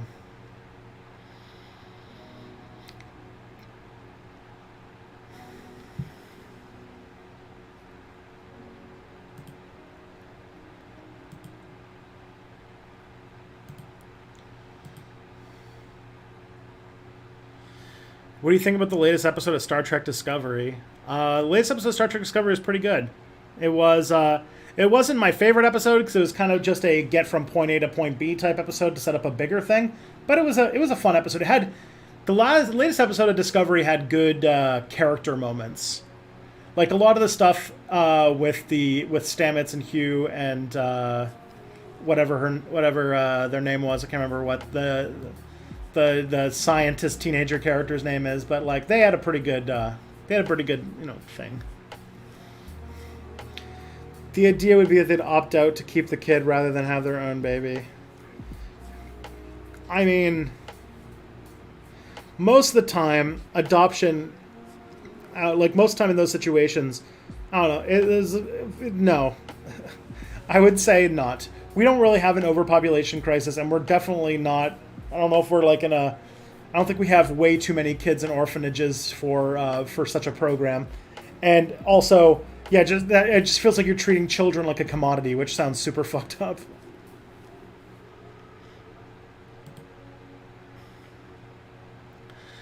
What do you think of Second Thought CIA video? I haven't actually seen it yet. Who would win a fight, Louis Riel or John Brown? Probably Riel. I think Louis Riel is... John Brown has made us some hard fucking stuff, but Louis Riel, like, you know, fucking lived on the plains of Manitoba.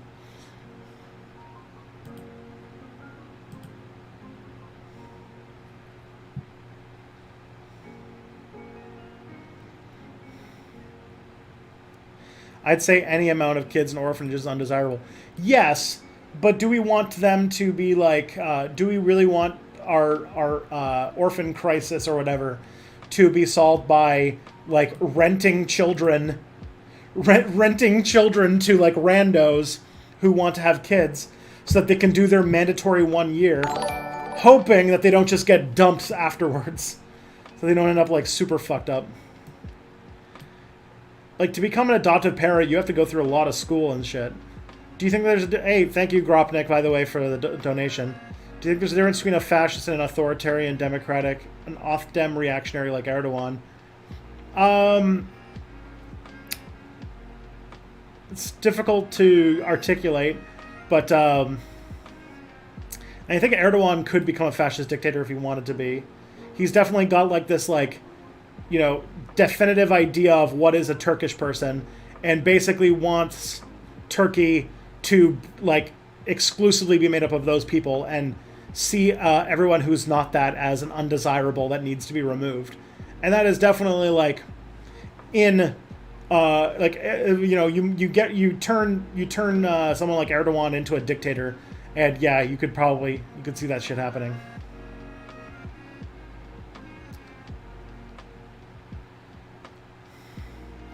Isn't he already one? I don't know if he's a dictator. Like, Definitely is not the most democratic, not in the most democratic country in the world, but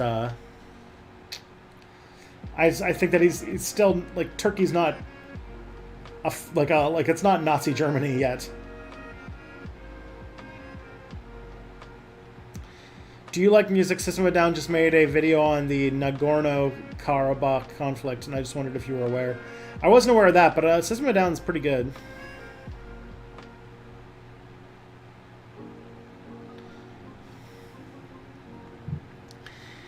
Have you ever thought of doing a video about libertarian and anarchist movements in Russia? No. I don't really know that much about Russia.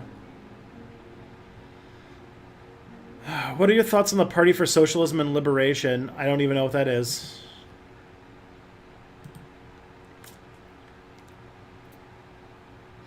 Sounds nice, but who knows?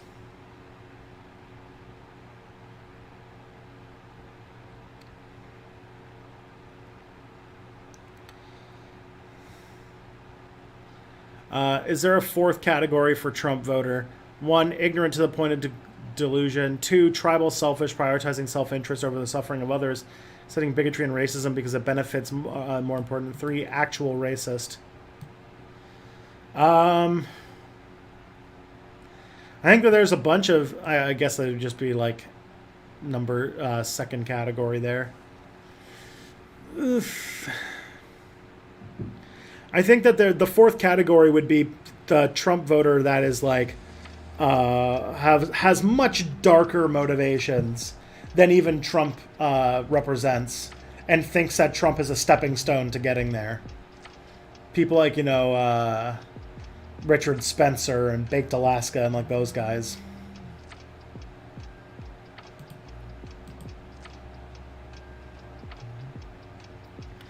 What you said about Mormons on Monday, they just banditry, tricep, Joseph Smith's, is it really people don't like them because they were the wrong kind of Christian? Yes. Obviously it's complicated. But I don't know if you're trying to be like, this is an excuse so that we can be shitty to Mormons, which I know is like, that's one of the things you like to do. You're like, Muslims, like, what's it called? You know, Mormons bad because religion, and all religion bad, therefore Mormon bad, therefore we should be shitty to people who are already being shitty to. But like, I don't know. Mormon history is a bit more complicated than that. And the fact that they like, people were like on a fanatic quest to like, there was like, you know, things got a little bit more heated. There might have been a Mormon genocide at one point, and that would have been pretty fucked up.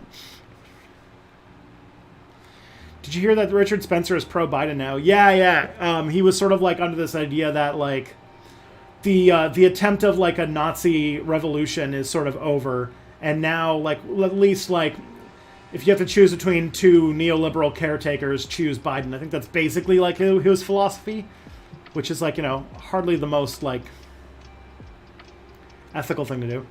What's the ethical thing if you can't handle a foster kid? A few months ago, everyone in the autism community got super pissed at an influencer for adopting a toddler, then abandoning him when she couldn't handle it. Yeah, well, those things, like those kinds of situations are very case by case and very complex. When you're fostering children, you're not doing it alone. You have caseworkers and you have like regular meetings and interactions with people, and you have a support network. So it's there's a lot more going on than just that.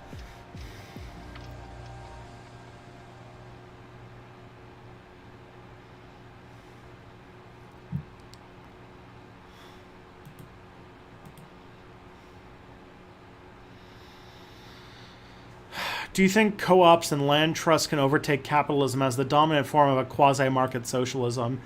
I don't know if co-ops, co-ops I can see, land trusts maybe. I think that those are like part of like the ways of undermining capitalism with its own instruments to take over.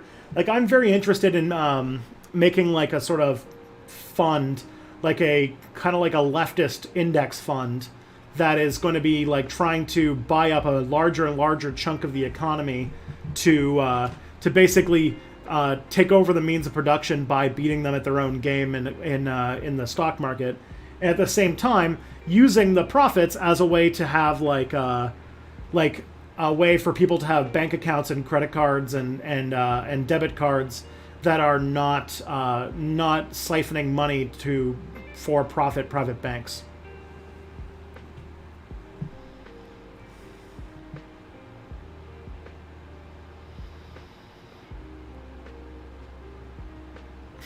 When are you going to pwn the ghost of Jack Layton in Among Us? Yeah.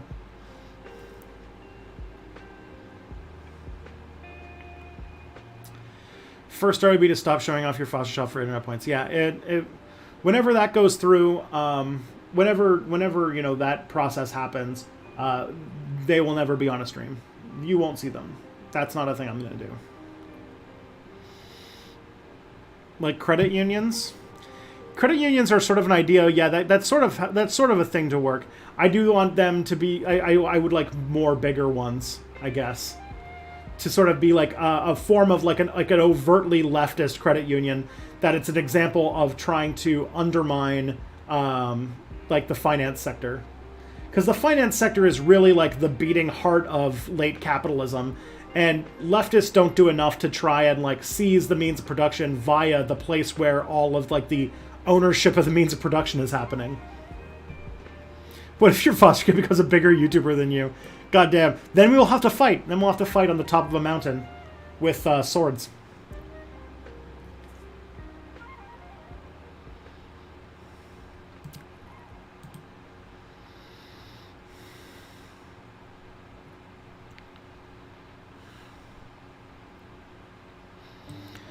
If there's a domestic dispute, you send a social worker. If a man is firing randomly from a clock tower, you call some sort of armed response unit. In a post-police social society, would there be levels of force between those two extremes when responding to anti-socialist violent behavior? Suppose a guy has been wandering around the commune, randomly hitting people with a bat. Do we maybe give the social worker a guard or at least like a taser when she goes to meet with him? I don't want to straw man, but I get the impression some socialists think that we should have armed responders for like mass shooter situations and unarmed social workers for literally every other kind of quote-unquote crime. So my guess would be... okay. Step back accidentally adopts Jacksepticeye. Oh boy. Do you think that there's a right libertarian, a fascist pipeline? Yes. Oh, definitely. For sure. If there was even a distinction beforehand. Have you checked out Non-Compete's Beauty Pipeline video? Oh, yeah. Oh, that's not for me. Anyways, this question about, like, hey, smarty pants, if no police, then what about clock tower gunman? But, like, alright. So these, like, so the thing is, there's the old term that, like, you know, difficult cases make for bad policy. And these sorts of like situations are fairly rare. So usually, you know, ad hoc type things can be set up for specific situations. But like in many ways thinking like, oh, well, smarty pants, if no police, then what happens with clock tower shooter? Like, I don't think that anybody wants like the permanent armed police officers who exist to, who take that out, who end up killing way more people than like mass shooters. And so in many ways, yeah, like I don't think that there's like... I think that the solutions are based on different places and local custom and things like that. Like, for example, in Rojava, they had the issue of dealing with ISIS. And so they do have a specific organization that is for fighting terrorists. Specifically for fighting terrorists. And maintaining like what's it called, like a kind of prison camp for members of ISIS, and that like was created for a specific purpose, and if that purpose was no longer there, they wouldn't exist. But like just generally having gun people, I feel like will cause more danger than would actually ameliorate, if that makes sense. And yeah, like, what's it called? Social workers having the ability for self-defense in a situation where they think they're going into a dangerous situation? Not the worst idea.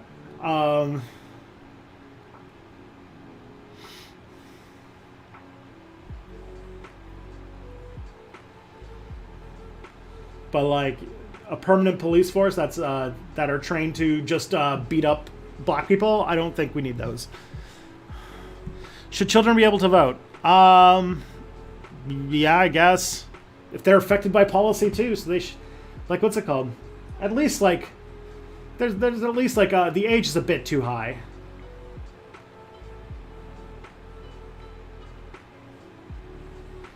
Is it okay to give the person who talks to him a way to defend himself? Yeah, sure.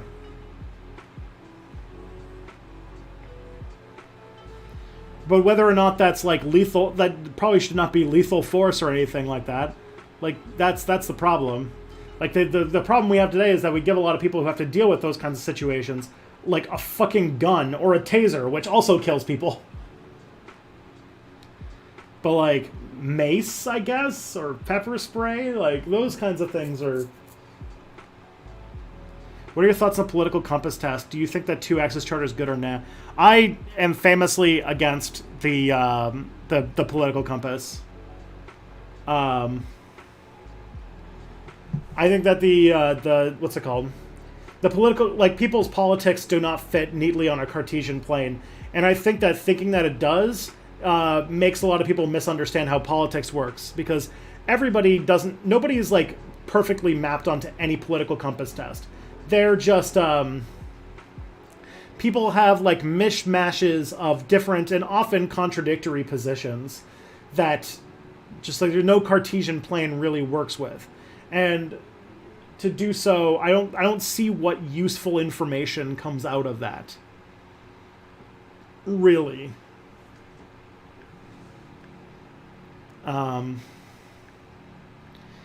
Wait, we can play the stock market to achieve socialism? I mean, kind of. The fact is that the stock market, the way the stock market works right now... Hey, Lurkops, thank you for following. Welcome to your game. The way the stock market works right now is basically it's run... it used to be run by what's called active management, which is people who like actively like buy and sell stocks. You know, Wolf of Wall Street people. They're always doing research and trying to find out like, oh, like what stock what's going to happen? I'm going to try to make my guess. I'm going to buy into this company because I think this airline is going to take off and the other ones are going to fail. Those kinds of things. While I think that while like the more successful strategy is more what you see in like the S&P 500 or like other index funds, which is that you buy, instead of buying, like investing in like one airline, you invest in you buy a little bit of stock in all the airlines. And what happens is, first of all, this is a much safer bet. This, on average, these kinds of investments actually end up being like much more successful than active management. At the same time, the incentives are completely different, because like if you have an index fund and you have stock in every single airline, then your financial incentive is not for these businesses to compete with each other. You don't want them to defeat each other. You want the overall industry to grow. And those incentives are taking over investment, which if you think about what the stock market is supposed to represent, it is investing. It is putting money aside to grow the future of the economy. And if the future of the economy is run by investments that are anti-competitive or that the most successful strategy is to be non-competitive and to sort of grow everything together, that seems to be the more successful strategy. To the point where we're going to get to, like right now, we're going to get to a point where these index funds are going to have more of a role in the economy than like, you know, your big investment bankers. So portfolio theory both made and destroyed the stock market. Kind of. There's like an article from 1980 or the 1980s in Bloomberg, which is like, are index funds socialist?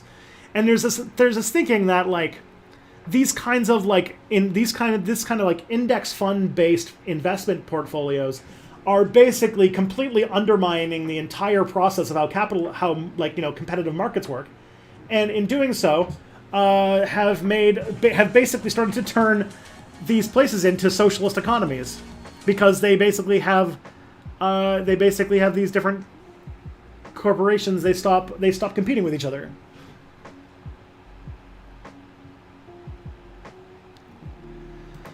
Alrighty, I think that's enough. It's 9 o'clock, so we're gonna raid somebody. Let us raid Sarah Zedig. Ooh, Sarah's on right now. Yeah. We haven't raided Sarah in a while. All right, friends. It's been a real ride. I'll be back on Friday with the reactor. Dude, you look like a hard-boiled egg. Yeah, a little bit. Haha. All right. Take care of yourselves. Take care of each other. Actually, I'm going to add hard-boiled egg to my thing. You guys be good. And I'm going to push the button. Everyone be nice. Do good things. Eat your vegetables. Go to school.